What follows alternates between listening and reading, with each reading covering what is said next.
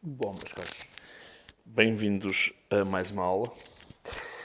Já falámos então de várias coisas aqui, já vamos relativamente bem avançados no curso e quero agradecer por estarem a acompanhar e terem chegado até este módulo. E hoje vamos falar aqui um bocadinho daquilo que seria a importância de ter uma dieta variada, não é? Que acaba por ser uma das objeções de muitos clientes que eu tive a possibilidade de acompanhar. Uma das objeções iniciais tinha a ver com esse mito de que têm que comer sempre a mesma coisa, não é? O famoso frango e arroz. E não há necessidade disso. Isso acaba por ser um mito que se instaurou, não sei pela facilidade, pela praticidade em ter arroz e frango durante as refeições todas, mas a longo prazo não é sustentável, nem do ponto de vista de saúde, não é? Porque acabamos por limitar aqui a ingestão de muitos micronutrientes importantes e acabamos por não ter grande prazer na parte da dieta. Portanto, isto mais tarde ou mais cedo acaba por resultar numa não adesão do cliente, por mais hardcore que ele seja. Não é? Ninguém aguenta estar a vida toda a comer arroz e frango. Eu tenho que estar atento a isto porque se me fica sem bateria, fica sem sol. Dito isso, uma das objeções que vocês vão encontrar com os vossos clientes, ou até mesmo para vocês garantirem que conseguem seguir um plano para vocês mesmos e que vos traga satisfação, é?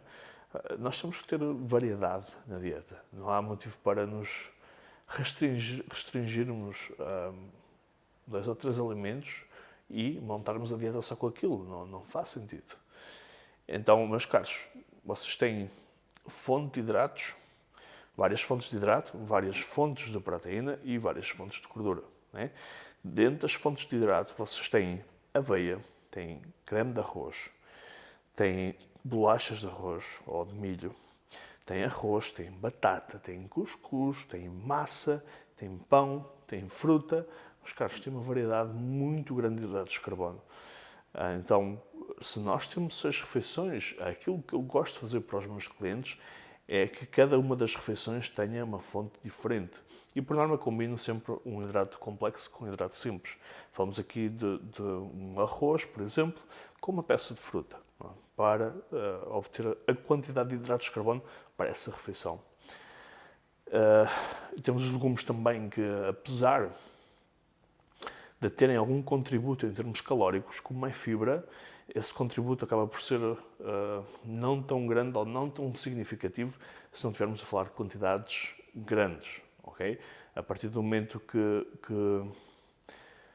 o cliente, para gerir a fome dele, tem que colocar bastantes legumes, então nesse caso eu aconselho-vos mesmo a monitorizar quanto é que ele está a ingerir, porque há sempre um contributo calórico, ok?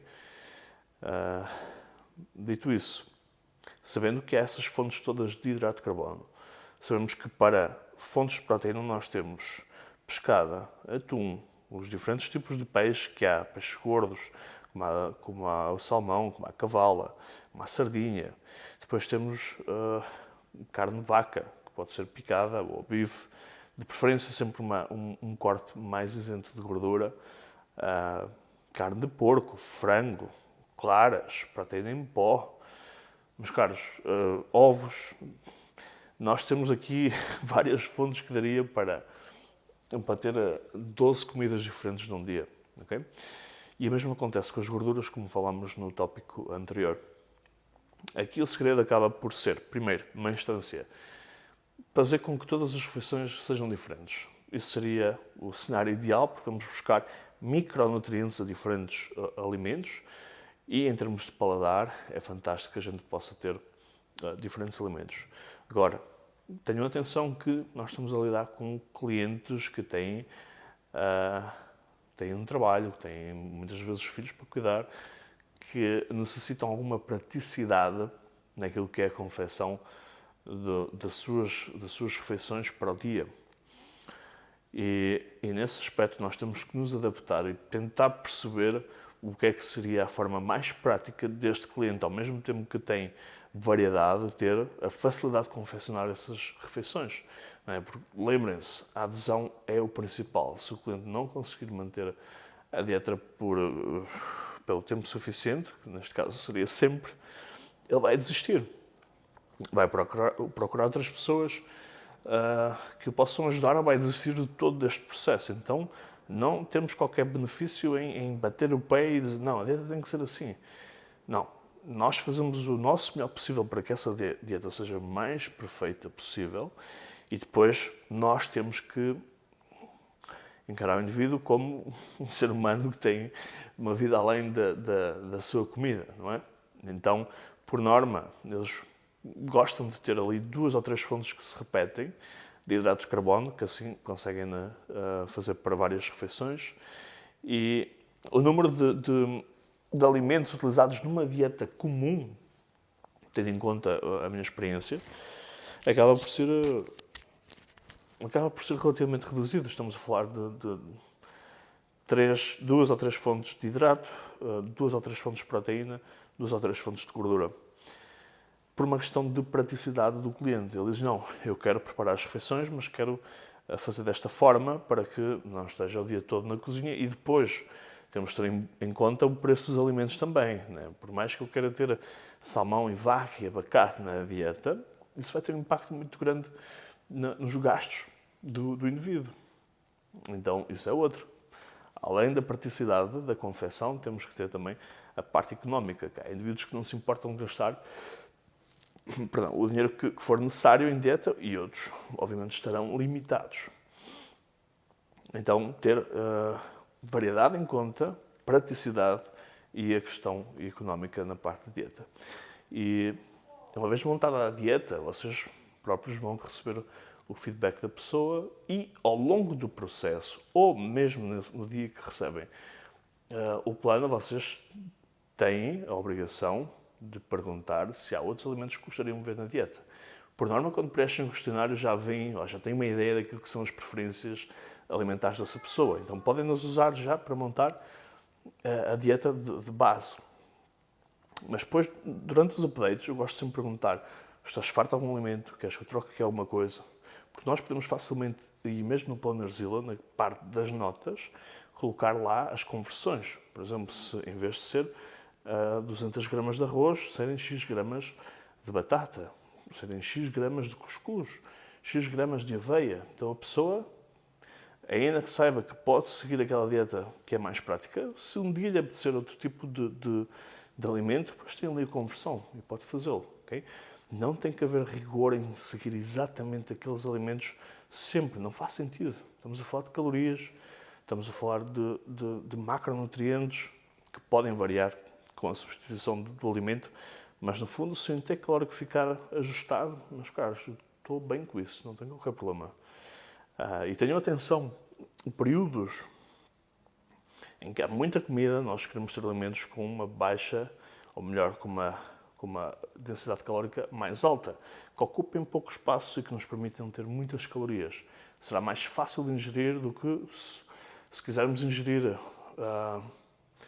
2.000 calorias em melancia ou em massa, os volumes vão ser totalmente diferentes. Então, quando o cliente tem poucas calorias para ingerir, nós vamos procurar que os alimentos que a gente escolhe sejam de baixa densidade calórica, isto é, que tenham muito volume de comida, mas retiramos ali muito poucas calorias. Estamos a falar das frutas, dos vegetais, do milho, por exemplo, que dá para fazer pipocas. Estamos a falar de receitas que eu possa fazer com gelatina e proteína, não é? Que acaba por dar ali um volume maior de comida, o que lhe dá uma sensação de saciedade maior, sem que para isso esteja a ingerir muitas calorias. Então tenham esse fator também atenção. E resumindo, primeiro, variedade, né, de micronutrientes e de fontes de hidrato, de proteína, de gordura. Depois, praticidade, como é que a dieta seria mais prática para o nosso cliente de executar. Depois, a questão económica, se ele consegue realmente manter esta dieta ou não. e depois as alternativas que vocês podem adicionar ao plano para que o cliente se sinta à vontade para fazer as devidas trocas com o vosso conhecimento. E por fim, já me esqueci, acabei de dizer.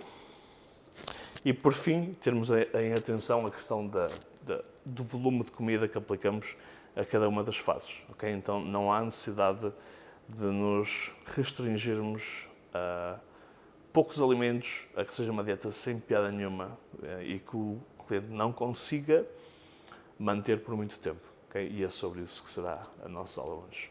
Muito obrigado e até à próxima aula.